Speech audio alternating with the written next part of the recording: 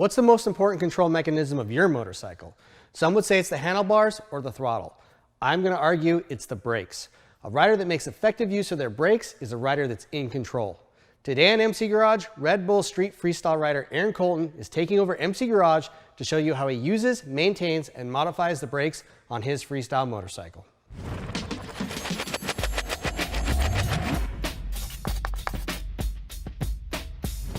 The task of brake bleeding can be needed in many different scenarios. A maintenance fluid flush, installing new braking components, or simply lackluster lever feel that needs improvement. As there are many different videos out there about how to bleed brakes, I wanted to share with you some of my secrets in mastering the brake bleeding process. In theory, brake bleeding is a very simple task. You take the fluid in the bottle and flush the air out of the braking components by creating suction at the lowest point in the system. But with most tasks, it is much easier said than done. I'm going to go over a few scenarios where little brake bleeding secrets will make this job a clean and easy breeze. First, I'm going to start with a simple fluid flush. This is when the system is already bled and just needs fresh fluid. If done right, you can do all without spilling a drop and be wrapped up in a few minutes. In this video, I'm going to use both vacuum and manual techniques to show you how both are accomplished. But these tips are key to making this process a one-person job. So prep is everything when entering any brake bleeding project. And as small as these may seem, it really makes a big difference in the outcome and the experiences that I've had bleeding brakes. This right here turns a two-person job into a one-person job. You simply drill a hole in a spare reservoir cap that you have and put a syringe up top so that when you're bleeding down below, either pump style or with a vacuum bleeder, you can simply screw this into the reservoir and you have a big tank to work off of. If you have a flat mount style reservoir cap, you can take a hard piece of plastic, trace a circle around this, drill 3 holes, same solution. This right here is your bleeder nipple that you'll have in your calipers. And basically, a misconception is when you put the bleeder on there and you're seeing a lot of air come through the bleeder hose instead of brake fluid, a lot of times you think you're chasing the bubbles out of the system. Oftentimes, that's just air coming in around the threads. So what you do is you can put a couple wraps of Teflon tape around the threads on the bleeder nipple. And what this does is gives a tighter seal so that the fluid and the air that's coming out is actually specifically from the nipple end. Now, mess is a big thing. It sucks on your hands. It really ruins paint. And one thing you can do is a couple simple things of preparation. You can take a microfiber or blue cloth, just cut a little triangle out of it. And simple as that, you basically have a little cloth cover that you can do your bleeding through. Now, there might be situations when you're not going to be able to make an extra size of reservoir cup. So you can get a dispensing bottle like this, or a little trick that I learned in the race paddock a number of years ago. You take a cap of the top of your brake fluid, you take a valve stem that you've removed the core from, you drill a hole through the top of the cap, and what that does is gives you a nice, easy, drip-free 90-degree spout to refill your brake fluid reservoir. So there's no better feeling than getting brake fluid on your hands. That's why I glove up. It's easy enough, makes this job a lot more enjoyable. And I'm gonna do just a standard flush on the front brake lines. It's almost cheating when you have one of these pneumatic brake bleeders. It makes the job just seconds and always makes it much more enjoyable. But what I'm gonna do is set up my extended reservoir cap with my cloth that I cut and fill this thing up so I have a nice big reservoir to work with.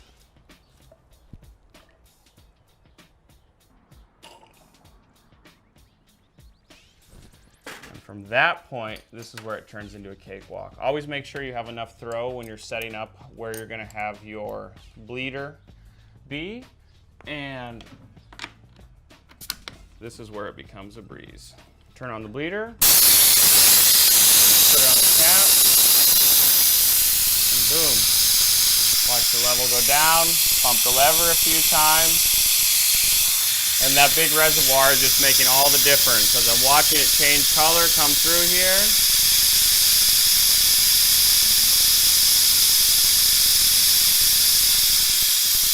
And this particular brake fluid is golden brown. And it's flushed through. All right, simple as that. You move to the other side and do the same thing in reverse. You set up your box wrench on the nipple with enough throw to open the valve completely. Start the bleeder. Open it up. And watch the level fall. And now this time I'll watch it fall, go back into the reservoir, and when it's at the right level, I'll stop and be totally bled.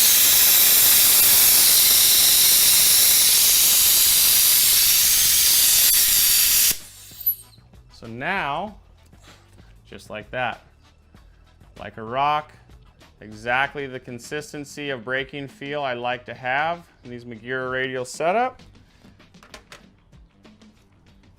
No mess, take this right off over the top.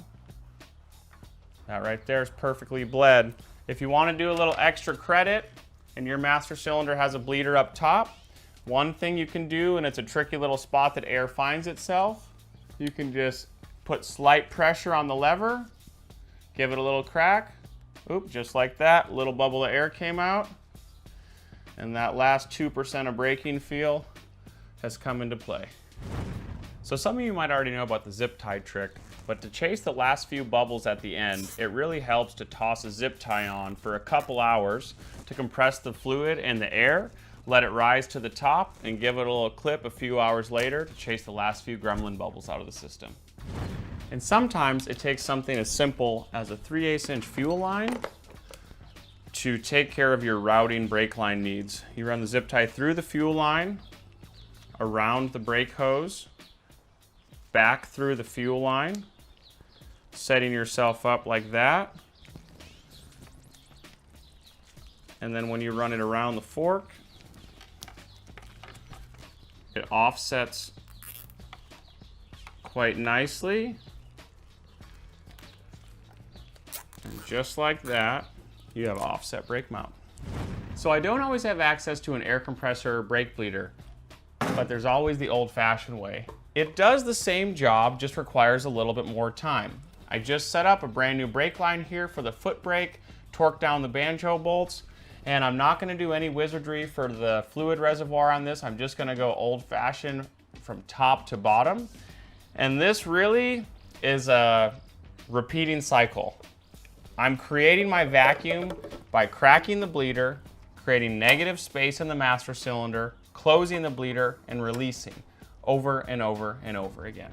So with replacing the rear brake line, always make sure that you torque down the banjo bolts. What this does is compresses the crush washer, and believe it or not, I've had leaks from those areas before, so torquing should not be overlooked.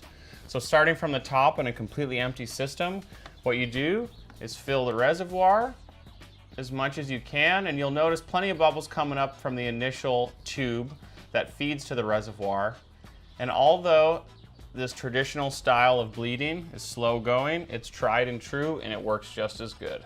So from this point, rule of thumb, if the lever is down and the master's open, the caliper's open. If you're gonna release, you need to have the caliper closed and release. Push, bleed, close, release. Push, bleed, close, release. Over and over and over again. And believe it or not, sometimes you get pretty lucky and you'll get a good run of a vacuum created inside the system. And in this case right here, I'm actually starting to get a bleed, and fluid's always a good sign. Now the caliper pistons are actuating. Push, open, close, release. Pump, push, open, close, release. Pump, push, open, close, release. And basically, what we have right there is that's about 85% bled. So I'm gonna keep going for just a little bit more until everything I see out of here on my tightly Teflon tape sealed nipple is reading just fluid, and I'm about done doing a manual bleed job on the foot brake setup. So there you have it, the Garage 93 brake bleeding secrets. Hopefully some of these will make your bleeding experience more enjoyable. Everyone has their own way to go about this job. And if you do or have a tip you'd like to add, drop it in the comment section below. In the ever-expanding knowledge of trying to execute that job perfectly, I'd love to hear some more opinions on how you get that job done. But until then, thank you guys for joining, and I'll see you guys on the next episode of MC Garage.